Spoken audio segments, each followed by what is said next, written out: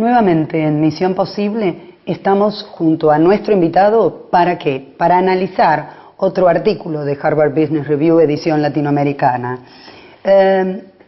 Este artículo se llama El gobierno y su negocio. ¿El negocio de quién? El negocio de todos los empresarios, emprendedores y ejecutivos que al estar insertados en un país, en una ciudad, en una provincia, están siendo impactados sí o sí por algo que en estrategia se llama el PEST o el PESTE ahora, que es los factores políticos, los factores económicos, los factores sociales, los factores tecnológicos y últimamente considerado muy importante los aspectos ecológicos. Esto es lo que se llama PEST o PESTE, digamos, aunque la palabra es poco feliz.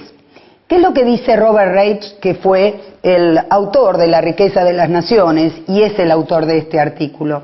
Lo que dice Robert Reich es que a partir de esta nueva estructura mundial de relaciones multilaterales y bilaterales y potencial cambio o no en los juegos de poder y en las alianzas, ya los gobiernos no pueden permanecer o totalmente aislados, donde el sector privado se maneje en un capitalismo desbocado y en un capitalismo totalmente libre, ni tampoco pueden ser intervencionistas o digitalizar todas las acciones de los privados.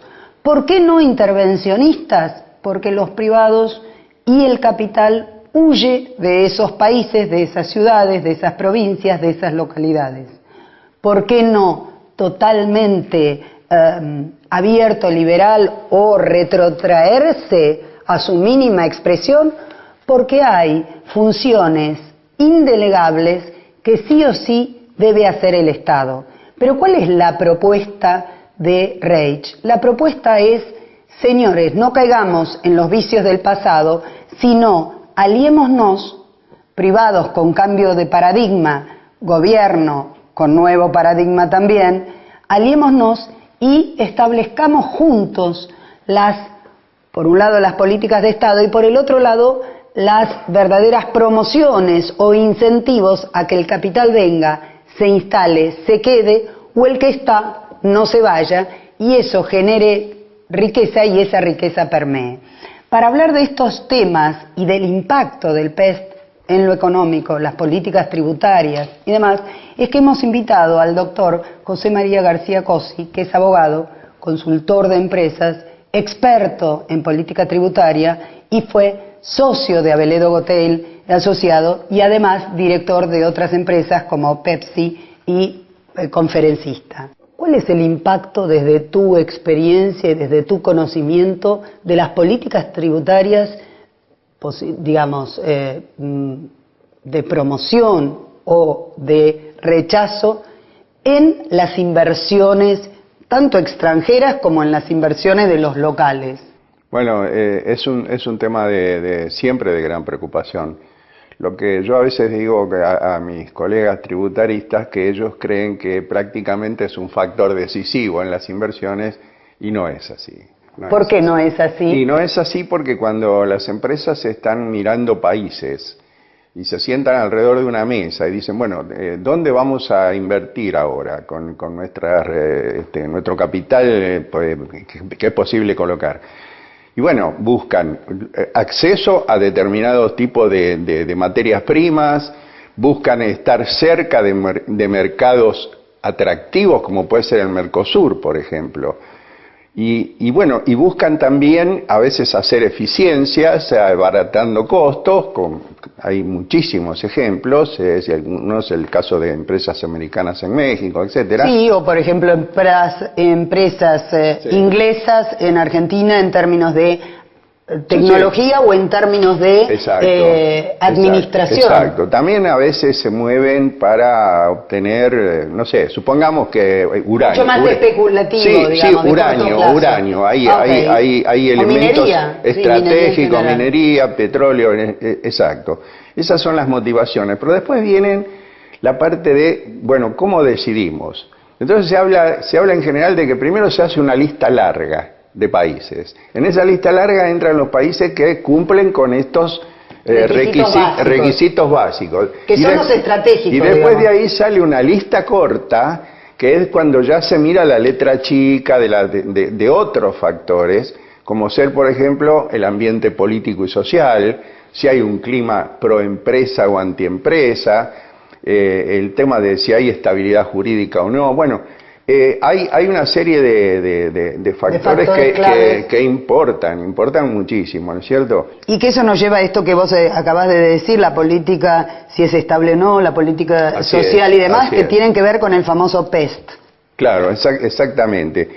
Y aparecen, hay un trabajo muy bueno que es de un experto de Naciones Unidas, que aclara Naciones Unidas, es la opinión de él y no es de la opinión de la organización, pero esto es casi un cliché, ¿no es cierto?, en estos trabajos de sus propia gente.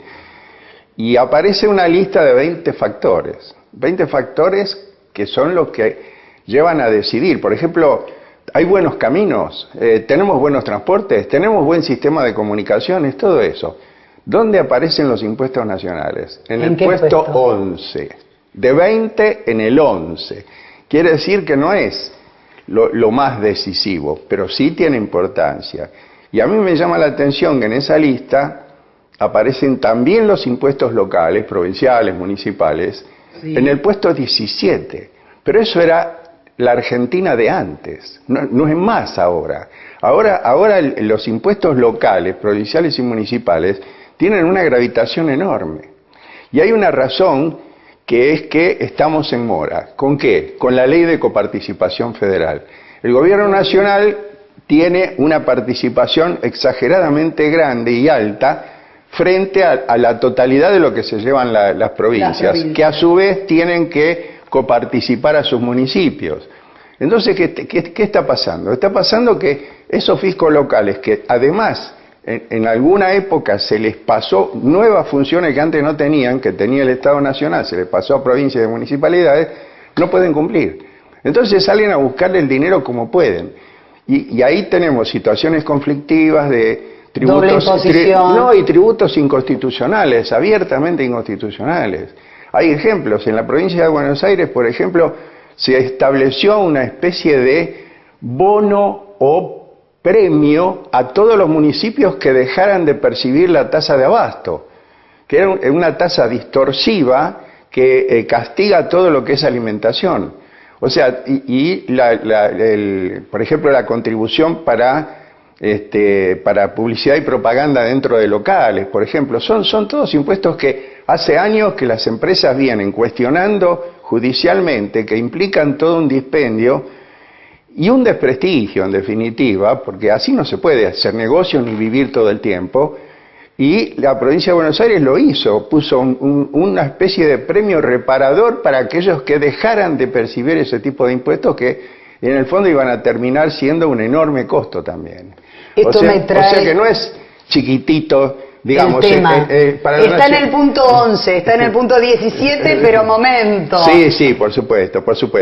Y eso afecta mucho a las empresas que ya están instaladas en el país. Cuando se mira desde afuera, se mira más teóricamente, se mira, por ejemplo, las tasas que gravan las rentas empresarias, o sea, se hacen lecturas un poquito más gruesas, se fijan, si un país la renta empresaria la grava con el 45% y el otro con el 30%, bueno, empezamos a poner un más y un menos. Yo prefiero esto y no prefiero esto. Esta toma de decisiones estratégica de dónde llevar la inversión. Es un momento muy complicado porque hay una enorme competencia por atracción de inversión externa directa, por ejemplo, en toda América Latina, inclusive los países del Caribe. En Europa tenemos a Francia, por ejemplo, que tiene una especie de comité que está a la pesca de inversiones posibles que depende directamente del primer ministro o del presidente. Entonces, y le da facilidades para que por supuesto, vayan a invertir, después con lo cual esta competencia después entramos en el tema de cómo podríamos mejorar nosotros. Tenemos varias medidas para mejorar antes de salir a dar desgravaciones o promociones, digamos, la mano blanda. Claro, lamentablemente en Argentina lo que fue alguna vez en el pasado, en más de una década, la promoción industrial no dejó un buen recuerdo. No dejó un buen recuerdo, se prestó a muchas cosas. Porque hubo, más que uso, hubo abuso, hubo ¿no? abuso. Sí, en sin este duda, punto. sin duda. Antes de seguir, nosotros vamos a ir a Más Misión Posible, pero en el bloque que viene. Bueno.